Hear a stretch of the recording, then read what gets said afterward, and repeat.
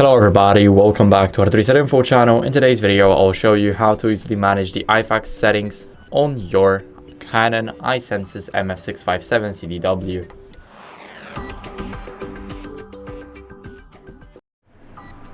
So what you guys want to do first is go over to menu.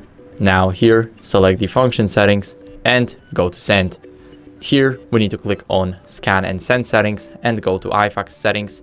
Here we can change the default settings for the I-Fax, like the scan size, density, original type, two-sided original, sharpness, subject message, and the reply.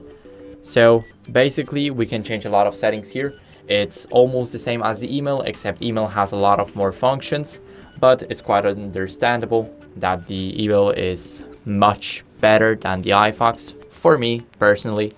So here we can also initialize those settings to bring them back to default. And that's basically it.